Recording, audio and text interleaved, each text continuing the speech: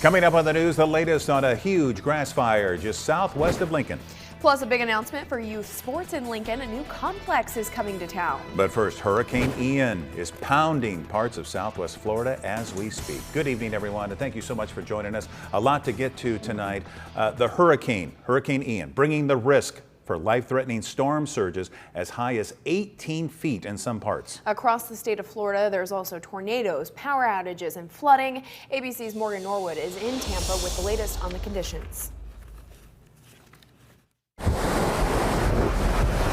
Hurricane Ian tearing through Florida, making landfall on the southwest coast as a Category 4 storm. Winds clocking in over 150 miles per hour, lashing the coast. ABC's Ginger Z in Fort Myers as the storm comes ashore. Our ears are popping. We are in the eye wall of Hurricane Ian. The winds have now come on shore. That little house at the end of the dock is about to go. That water, so powerful. 155-mile-an-hour winds are incredibly dangerous. There will be debris in the air and flooding powerful enough to move cars around. If you're in those southwest Florida counties, you need to be sheltering in place. In Naples, fierce winds taking out power lines. Watch as sparks fly during a heavy gust. But it's this eerie sight that has areas from Tampa to Sarasota on high alert. Water receding from the Tampa Bay, Manatee River, and Charlotte Harbor as Ian draws it in, all before spewing it out again as that dangerous 5 to 12-foot storm surge. Don't go out there. It's so dangerous to be out there. So even if you see the water receding, it's not the time to go out there and look at it. And you can even see the storm surge coming in on Sanibel Island, the water rising and flooding streets in a matter of minutes. As Ian creeps along, more than 2.5 million Floridians under evacuation orders. 30,000 workers are on standby to restore electricity after the storm. President Joe Biden promising federal support. We'll be there to help you clean up and rebuild, to help you get Florida get moving again. And we'll be there at every step of the way. And several bridges here in the Tampa area are now closed. More than 200,000 people across the state without power. And officials expect that number to grow as Hurricane Ian continues to lash the state. Morgan Norwood, ABC News, Tampa, Florida. And crews with a Lincoln Electric system are on their way to Florida right now. That's right. 3 crews of 20 employees are traveling to Tallahassee to help restore power there. They may also be moved to other locations. It just depends. LES says their workers are prepared to repair underground and overhead power lines. With our organization we're in with the APPA, we help out other states all the time with natural disasters like this. It's truly like a power lineman brotherhood, and it's good to always help out your neighbors. The crews are expected to arrive in Florida on Friday. A team from Grand Island will also be making the trip. We'll be sure to keep you updated on how they are doing. Let's go over to Chief Meteorologist Rusty Dawkins, who has more on Hurricane Ian's impact right now. Rusty? Yeah, it's directly over the state of Florida right now, and it's making its way north and east fairly slowly. Unfortunately, it'd be better if this thing just got on out of there. But this is what it looks like. This is a radar loop over the last hour, and the heaviest rain is just west of Placid Lakes, and it's moving to the north and east, headed towards places like Arcadia, Placid Lakes, Sebring, and it's going to continue to move north and east. So this is what Stormcast has for it, the potential. This is what a model run is showing for this storm to do. It will eventually make its way across the state of Florida, back into the ocean, not as warm waters as in the Gulf of Mexico, but still going to be over the ocean as we head towards 7 o'clock in the morning, and then it just kind of churns away and just makes its way up the coast towards the Carolinas, through Charleston, and then very heavy rain expected over the Carolinas, North Carolina and South Carolina, and then it will continue to move north and east. So here's what Stormcast has for the direction. This is Category 1 still as it heads across the state of Florida. As it makes its way back into the ocean, it will just be a tropical storm, but still a lot of heavy rain with a lot of wind in it. 65-mile-per-hour wind gusts by Friday morning as we head towards Friday afternoon, and Saturday morning the wind speeds slowly die off, but the rainfall will continue as this moves up the northern and northeastern portion of the U.S. So lots and lots of heavy rain and a lot of wind expected over the next couple of days. in the eastern portion of the U.S. Around here, though, low temperatures this morning on the chilly side, 30s and lower 40s. High temperatures did rebound nicely, lower, middle, and upper 70s, and even some 80s, especially in the Panhandle.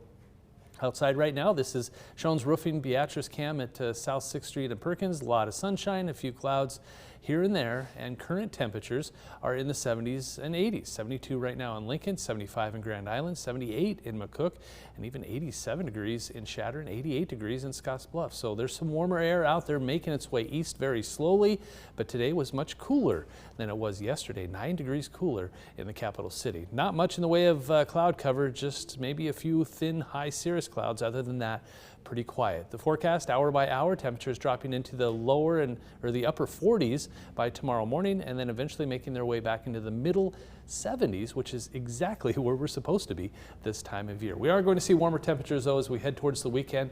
We'll take a look at that coming up in the full forecast. Sounds good, Rusty. Thank you very much. Huge fires broke out south of Denton just this afternoon. That's right. Here's video from our Tower Cam 8 here at the station. This is near Southwest 114th and Saltillo Road. As you can see, huge plumes of smoke. This was around 3:30. Channel 8's Veronica Barreto joins us live from the scene with the very latest. Veronica?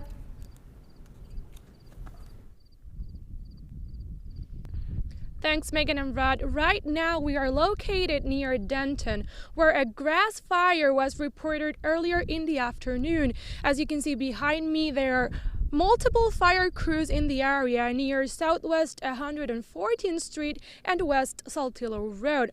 We've seen fire trucks from Wilbur, from Milford, and from Crete assisting in the area.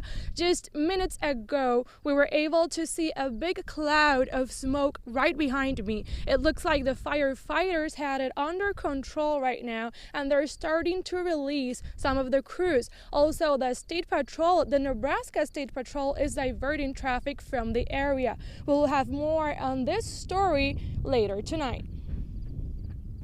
Veronica, thank you very much for the live report. Yes, we will keep viewers updated. And speaking of wildfires, they've caused a lot of damage across the state this year, and of course hitting our farmers and ranchers hard. There is help out there, but the deadline to apply for assistance is fast approaching. Channel 8's Ariana Martinez tells us how to possibly receive financial relief. Even though the fires are over, the reality of it is the devastation still impacts producers. Cattle ranchers in Nebraska have been devastated by wildfires in this 2022 year, and the Nebraska Emergency Management Association said that the last year that Nebraska saw wildfires at this large of a scale was back in 2012, which was an entire decade ago. 2012 was one of the more recent years held up as one of the worst in terms of wildfires for the state of Nebraska. In this year, 2022, between January 1st and the 15th of April, there were 76 different red flag warnings issued for either parts of Nebraska or the entire state of Nebraska. The Nebraska Cattlemen Association wants to help those impacted, even if they're not members. It doesn't include building and structures because those can be insured. It is really just for those losses that are directly impacted to livestock production. The money's coming from various donors. The amount you may receive may vary. The application is available online. We will establish a disaster relief review committee, and from that we will go through and assess all the applications, and then once that has been determined by that group of members, then those dollars then will be distributed immediately. The southwest part of the state has seen the biggest fires this year. It's the rural areas where even a couple thousand acres is almost entirely farmland. It's pastures, and all of these are small businesses in those areas. This is the lifeblood of those communities.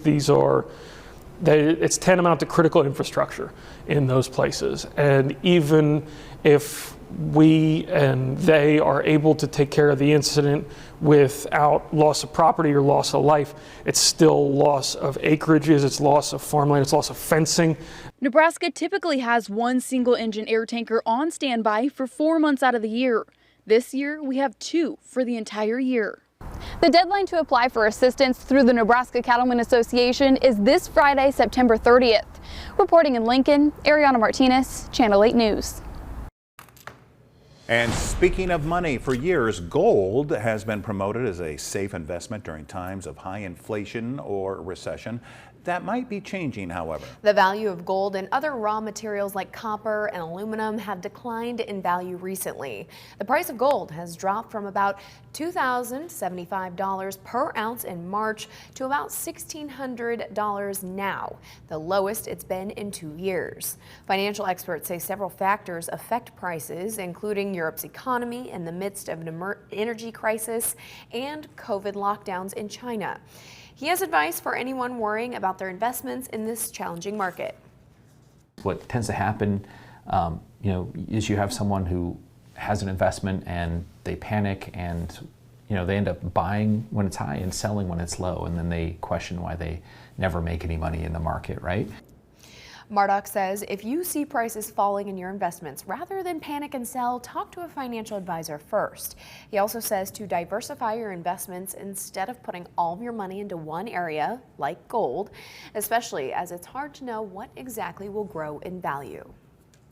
The Lincoln branch of the global company Molex had a special celebration today. They partnered with the Nebraska National Guard to help veterans find jobs after they leave the military. It's all part of the Army's program for youth success. It provides more jobs for veterans, and each veteran is guaranteed 5 interviews with companies that have partnered with the Army, and now Molex is one of them.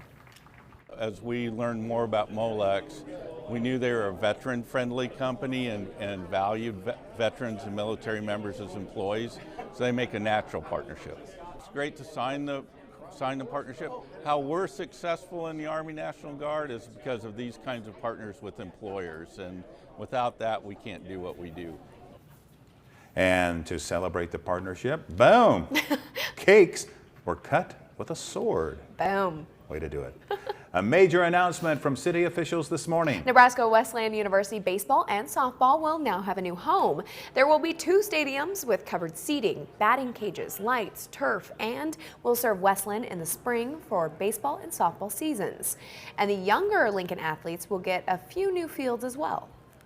We hope to be on the land in the spring of 2023, start to level the land, get it capped, and then provide opportunities to get down the artificial turf. We will not be growing any grass. We won't be watering any dirt. We won't be chalking any lines. This will be a 100% artificially turfed facility. The Lincoln Youth Complex will have 8 softball and baseball fields, which will also be able to have flag football, lacrosse, soccer, and other athletic events. Still to come on the news tonight, a potential new weapon in the fight against Alzheimer's. We'll be right back.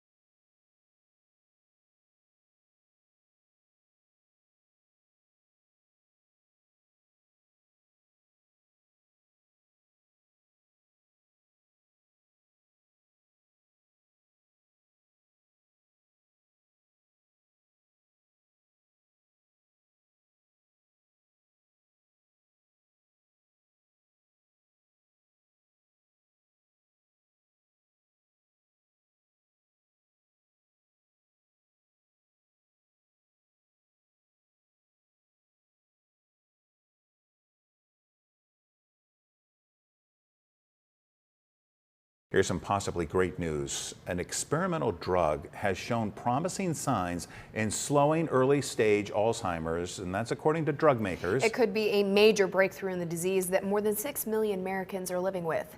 ABC's Rena Roy has more. A potential new weapon in the fight against Alzheimer's. The makers of a new injectable drug say it significantly slowed cognitive and functional decline in a large trial of about 1,800 patients with early-stage Alzheimer's. It slowed progress of the disease by 27% compared to a placebo. It's encouraging because we haven't had such promising data before, but it's important also to know that it's unclear if that translates into something truly clinically meaningful for patients and their families. The results of this trial seemingly proving the long-standing theory that the removal of sticky deposits of a protein from patients' brains can delay advance of the debilitating disease. But the data has not yet been peer-reviewed, and there were recorded side effects, including brain swelling and brain bleeds. This drug is probably not going to be a huge, groundbreaking game changer, but it could very well be an important incremental change in the way we treat Alzheimer's and the options we have for these patients. Multiple drug makers have tried and failed to find an effective treatment for the disease that more than 6 million Americans are currently living with. And it's a race against time, with that number expected to hit 12.7 million by 2050, according to the Alzheimer's Association. Early signs of Alzheimer's are often missed. Forgetting someone's name or an appointment is normal forgetfulness, but being unable to recall the name of your child, parent, or spouse, consistently forgetting appointments, and failing to keep track of time are concerning signs. When tasks like going to the store for a loaf of bread present a challenge, that should be a red flag. They never get there. They get lost. They forget why they went out. They come back without the loaf of bread. The makers behind this drug have submitted an application to the FDA for approval, and a decision is expected in January. Rena Roy, ABC News, New York. Now, your Storm Alert team forecast with Chief Meteorologist Rusty Dawkins. We'll get to the Husker forecast right now first, because it's looking like a really nice forecast. Temperatures in the upper 70s by around kickoff, 6 p.m. between 6 and 6:30. I think kickoff is at 6:30 or just shortly after, but 78 degrees. That's after highs in the lower 80s Saturday afternoon. Then we'll drop to around 70 by 8 p.m. Mostly clear skies. The wind just kind of dies off, and 64 degrees. That's a comfortable game. Very excited about this one. I think temperatures are going to be just about right. Outside right now, Penner Bathing Solutions in Aurora, looking at lots and lots of sunshine, and traffic looks to be going along just nicely. Temperatures are comfortable, 72. Hey, that's my favorite number right there for temperature, 72. Gotta love 72. 72 also in Beatrice. Room temperature, 69 in Wahoo, 71 in Columbus, 70, a little cooler in York, 74, a little warmer in Hebron. This is colder though than we were yesterday by about 5 to 10 degrees. It's 9 degrees colder in Lincoln than it was yesterday at this time, 10 degrees colder in Nebraska City, and 9 degrees colder in Omaha. So cooler. And if you were outside today in the shade, you could feel the chill in the air, but once you got in the sun, it was fine. Not much going on from one side of the state to the other, but I'll walk way over here, and just on this side of Denver, a scattered shower. That's it. Stormcast not going to show much, especially for central and eastern Nebraska. A few clouds will try to roll in as we head through the day on Thursday. So we'll call this partly cloudy for portions of central and north central Nebraska. Eastern Nebraska, I think we'll see plenty of sunshine. Next chance for precipitation, this is a little wave out here moving into western Nebraska by Thursday night. Won't amount to much, but it's about all I've had to talk about the last several days. Tonight, temperatures in the lower 40s, a little bit of a south to southeast wind. This is a little cooler than average. Our average low this time of year is in the upper 40s, so 43, 44, 45 degrees, a little bit cooler than average, but I think we'll be closer to normal in the Tri-Cities, Grand Island, Kearney, and Hastings, around 48 degrees. Mostly clear and cool. 43 degrees in the capital city, that light southeast wind at 5 to 15 miles per hour. Then as we head through the day tomorrow, notice that wind is kind of picking up a little bit. We'll warm up a little bit with that southeast wind at 10 to 20 miles per hour. I think we'll also see plenty of sunshine. Dew points still on the low side, so it won't take long to warm up. 75 degrees in Lincoln, a little cooler in Omaha, Nebraska City at 73, 77 York, Grand Island, Hastings, just about everybody in the upper 70s, maybe a few 80s out there in some spots. So we'll see what happens there, but it's dead on average, 75 degrees. That's exactly where we're supposed to be this time of year. That southeast wind, 10 to 20 miles per hour, and mostly sunny skies. Then we warm up a little bit, not a lot, but just enough to be above average. 75 on Thursday, 82, 83, 80. So 3 days in a row that we'll see those high temperatures in the lower 80s. October, can you believe October's already here? Small chance for rain Monday and Tuesday. Temperatures slowly cooling off into the middle and upper 70s as we head through next week. An away game on Friday, I believe it's against Rutgers. So the Huskers will be out of town next weekend, or I guess Friday, and temperatures continue to cool off. And then the next chance for rain will be next Saturday. So not a whole lot in the way of precipitation chances over the next 10 days, and temperatures a little above average. You know, it's kind of interesting. I had some errands to run today. I was driving around. I was just looking at cars to see how many people had their windows down. And with the low dew point and the great temps, they were just loving it, soaking in that fresh air from the windows. So. We had all the windows open in the house. Yeah. It was beautiful. Great day. All right. Thank you very much, Rusty. And speaking of a great day, it was also a great day on Wall Street. Finally. Finally, the Dow jumping 549 points. NASDAQ is up 222. S&P gaining 72. Here are your numbers. You're watching Channel 8, Nebraska's trusted news source.